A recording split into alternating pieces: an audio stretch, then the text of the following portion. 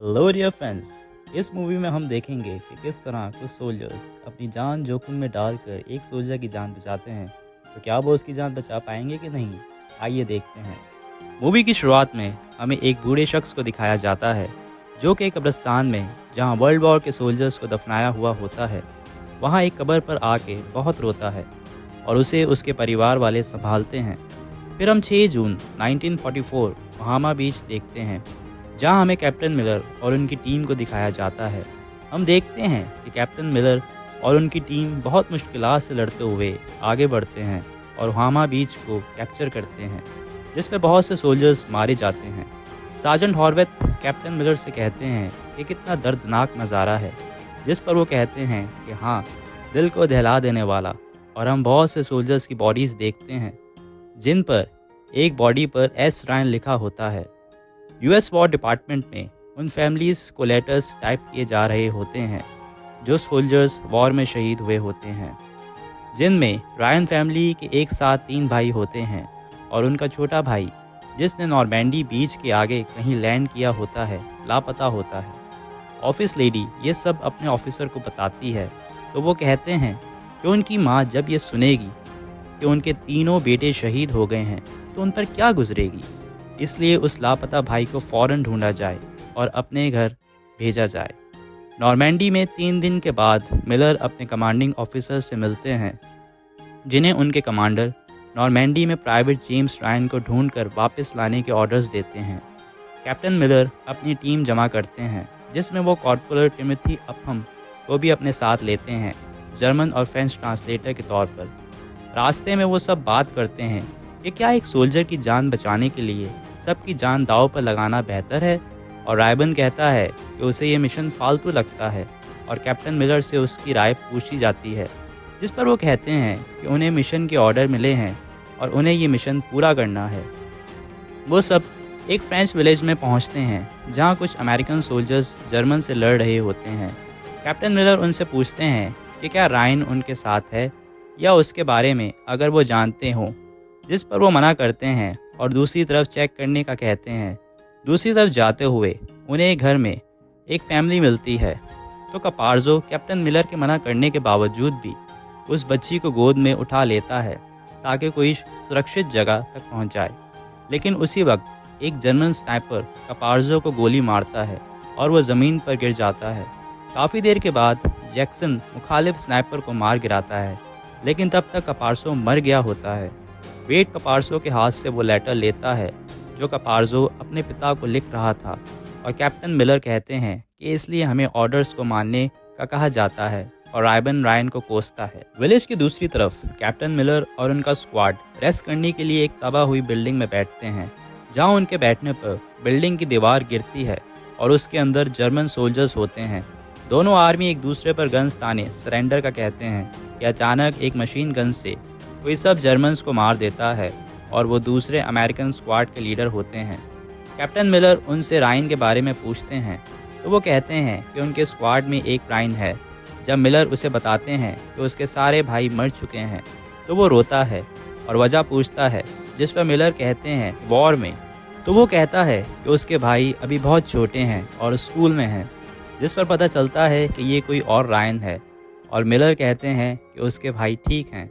वहीं एक और ज़ख्मी सोल्जर होता है जो बताता है कि रायन उन्हीं के स्क्वाड में था और वो यहाँ से कुछ दूर रेलिंग पॉइंट पर चला गया होगा। इसके बाद कैप्टन मिलर और उनका स्क्वाड एक चर्च में रात गुजारते हैं, जहाँ मिलर कहते हैं उनके जितने साथी अब तक मरे हैं उन सब का उन्हें बहुत अफसोस है, और आज कपार्जो भी उनके साथ नहीं रहा।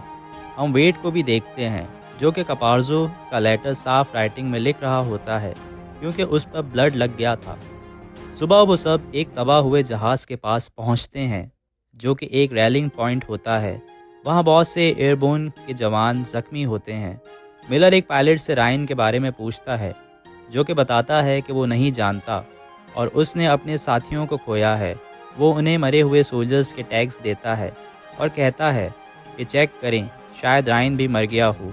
मिलर अपने स्क्वाड को चेक करने का कहता है, जिस पर वो मजाक करते हुए टैग्स चेक करते हैं और हंस रहे होते हैं। तो वेड उनसे वो सारे टैग्स ले लेता है और उन्हें कहता है कि एयरबोन्स के मार्चिंग जवान उन्हें देख रहे हैं। कैप्टन मिलर कहते हैं कि रायन मरा नहीं है और वो सोल्जर से रायन के बारे में खुद पूछते हैं, जिस पर एक सोल्जर जो ज़ख्मी होता है और सही से सुन नहीं पाता है उन्हें बताता है कि वो रायन को जानता है और उसे एक ब्रिज की रखवाली के लिए असाइन किया गया था जो कि मैड्रिड रिवर रेमेल में है।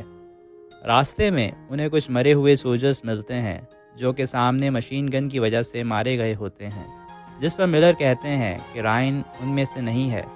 सब उन्हें कहते हैं कि उन्हें आगे बढ़ना चाहिए, लेकिन मिलर कहते हैं कि उन्हें उन मशीन गनर्स को मारना होगा ताकि आने वाले स्क्वाड्स पर वो हमला ना कर सकें। वो सब हमले के लिए आगे बढ़ते हैं और अफम को सब सामान के साथ पीछे रुकने का कहते हैं, जिसमें वो सारी लड़ाई देख रहा होता है। जब लड़ाई ख़त्म होती है तो पता चलता है कि वेट को काफ़ी गोलियां लगी हैं और वो मारा जाता है। वहाँ वो एक जर्मन सोल्जर्स को पकड़ते हैं और उसे कब्रें खोदने का कहते हैं ताकि मरे हुए सोल्जर्स को दफनाएं। सब स्क्वाड उस जर्मन सोल्जर को मारना चाहते हैं अफम के सिवाय।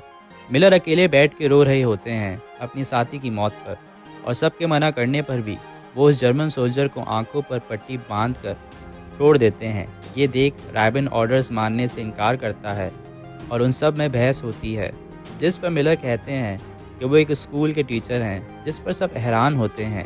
वो कहते हैं कि उन्हें नहीं पता कि वॉर के बाद वो कैसे अपनी नॉर्मल ज़िंदगी में वापस लौटेंगे इन सब से गुजरने के बाद, लेकिन अभी जो उनका मिशन है उन्हें वो पूरा करना है और सब उनकी बात मानते हैं और वो आगे बढ़ते हैं।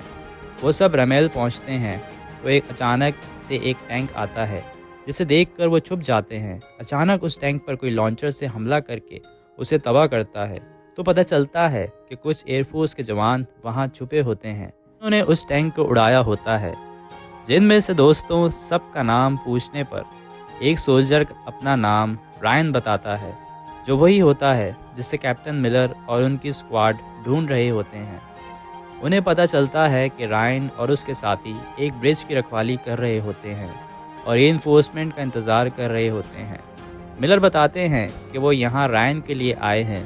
वो उसे बताते हैं कि उसके सारे भाई वॉर में मरे हैं, वो उसे वापस लेने आए हैं, जिस पर वो वापस आने से इनकार करता है और यहीं रहकर अपने साथियों के साथ ब्रिज पर लड़ने का फैसला करता है और कैप्टन मिलर इसमें उसकी मदद करते हैं।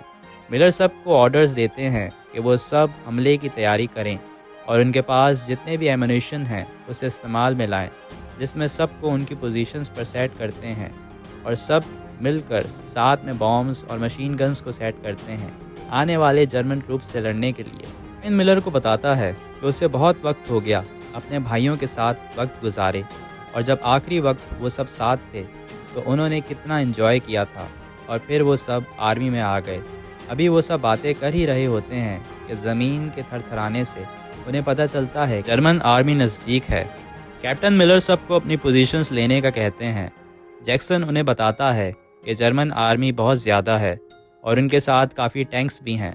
जर्मन्स के पहुंचने पर वो सही वक्त का इंतज़ार करते हैं और उन पर हमला करते हैं, जिसमें वो काफ़ी जर्मन्स को मारते हैं और उनके भी काफ़ी साथी मारे जाते हैं। जैक्सन ऊपर से सबको स्नाइपर से मार रहा होता है कि अचानक एक टैंक उस पर हमला करता है और वो मारा जाता है। दूसरी तरफ मैलिश और उसका साथी मशीन गन से हमला कर रहे होते हैं, लेकिन गोलियां ख़त्म होने पर वो अफम को गोलियां लाने का कहते हैं। अफम डर की वजह से उन तक नहीं पहुंच पाता। मैलिश का साथी मारा जाता है तो खुद एक जर्मन से लड़ाई में मारा जाता है। ऑर्वेथ को भी गोलियां लगती हैं और वो काफ़ी जख्मी हो जाता है और कैप्टन मिलर उन सबको पीछे हटने का कहते हैं ताकि ब्रिज के दूसरी ओर पहुंचकर वो ब्रिज को उड़ा सकें, लेकिन एक टैंक के फायर करने से उनके हाथ से ट्रिगर गिर जाता है और वो देखते हैं कि हॉर्वेथ भी मर चुका है। वो बदहवास होकर आगे बढ़ते हैं कि वही सोल्जर जिसे उन्होंने ज़िंदा छोड़ा होता है उन्हें गोली मारता है। एक टैंक उनकी तरफ आ रहा होता है तो वो अपने पिस्टल से उन पर फायरिंग करते हैं। अचानक से वो टैंक तबाह हो जाता है और हमें पता चलता है कि अमेरिकन एयरफोर्स वहां पहुंच गई है। अफम भी अब बहादुरी के साथ आगे निकलता है, उस जर्मन सोल्जर को मार देता है जिसने कैप्टन मिलर को मारा होता है। कैप्टन मिलर मर रहे होते हैं और कहते हैं कि यह जहाज़ उनके कंधों पर फरिश्तों की तरह हैं। वो मरते मरते रायन से कहते हैं कि वो ये ज़िंदगी अर्न करता है और वो इसका हकदार है। ये कहकर वो मर जाते हैं।